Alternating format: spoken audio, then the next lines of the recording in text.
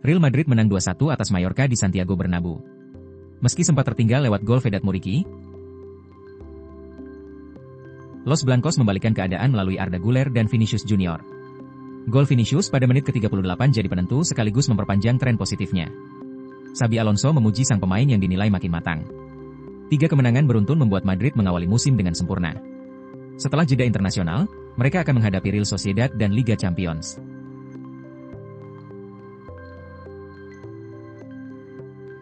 Alejandro Garnacho resmi meninggalkan Manchester United dan bergabung dengan Chelsea. Winger 21 tahun asal Argentina itu menandatangani kontrak hingga 2032 di Stamford Bridge. Meski biaya transfer dan nomor punggung belum diumumkan, Chelsea memastikan Garnacho jadi bagian proyek jangka panjang mereka. Garnacho mengaku sangat senang akhirnya bisa berseragam The Blues. Ia menyebut bergabung dengan juara dunia adalah momen istimewa yang sudah lama ditunggu.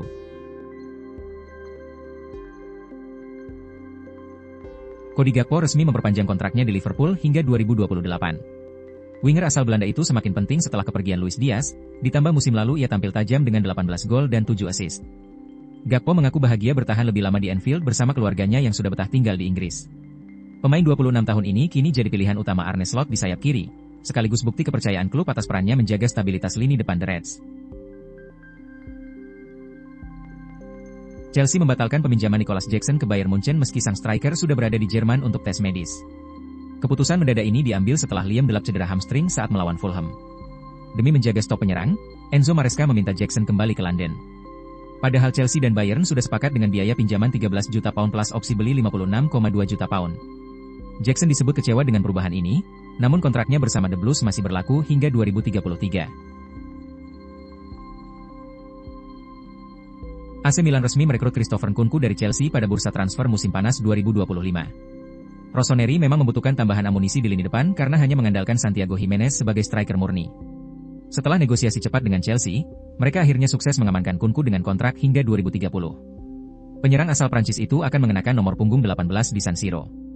Milan berharap Nkunku bisa menambah daya gedor sekaligus menjadi solusi atas tumpulnya lini serang mereka.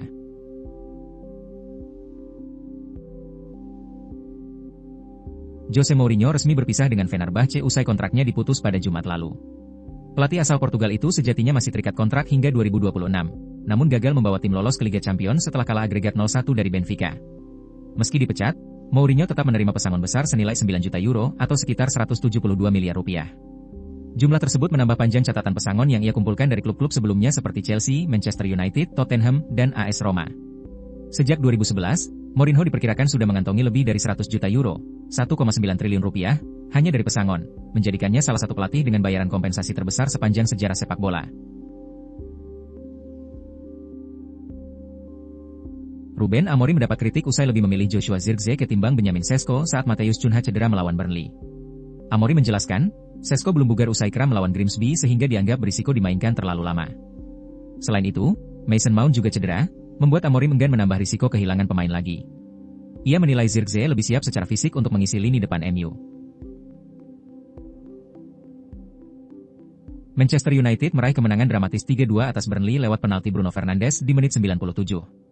Menariknya, manajer MU Ruben Amorim justru memalingkan wajah saat eksekusi penalti. Ia berdalih ingin melihat reaksi supporter, bukan gawang. Amorim yakin Fernandes tidak akan gagal 2 kali beruntun, setelah penalti pekan lalu kontra Fulham tidak masuk. Fermin Lopez jadi incaran Chelsea usai tampil impresif musim lalu dengan 8 gol dan 10 assist untuk Barcelona.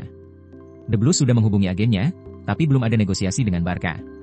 Pelatih Hansi Flick menegaskan ingin Lopez bertahan dan berharap bursa transfer segera ditutup agar fokus tim tak terganggu.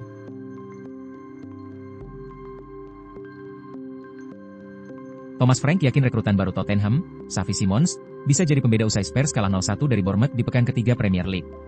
Simons belum bisa bermain karena baru bergabung, hanya diperkenalkan sebelum laga. Frank menilai Spurs butuh sosok kreatif yang mampu menciptakan peluang dari situasi sulit, sesuatu yang diyakini bisa diberikan Simons.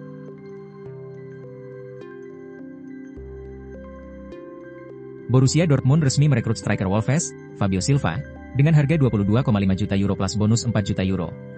Pemain 23 tahun itu dikontrak hingga 2030 dan menjadi rekrutan ketiga Dortmund dari Premier League setelah Carni Chukwuemeka dan Eren Anselmino. Musim lalu, Silva mencetak 10 gol dan 3 assist bersama Las Palmas. Direktur olahraga Dortmund, Lars Ricken, menyebut Silva sebagai talenta besar yang membawa intensitas, kecepatan, dan ancaman gol untuk memperkuat lini serang di semua kompetisi.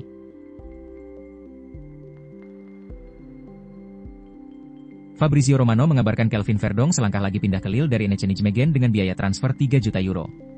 Laga melawan Fortuna Sittard bakal jadi pertandingan perpisahan Verdong bersama NEC sebelum menjalani tes medis di Lille.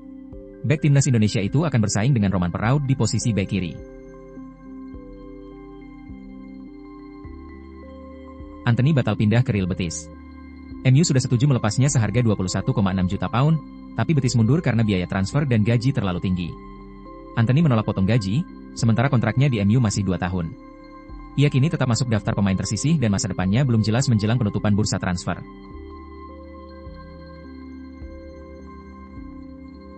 Real Madrid menjaga star sempurna di La Liga 2025-26. Setelah tertinggal lebih dulu lewat gol Vedat Muriqi, Los Blancos bangkit lewat Arda Güler dan Vinicius Junior untuk menang 2-1 atas Mallorca.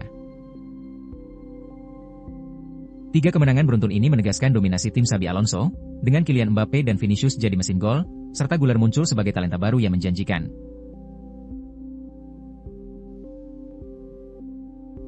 Manchester United akhirnya meraih kemenangan perdana di Premier League 2025-26 setelah menekuk Burnley 3-2 di Old Trafford.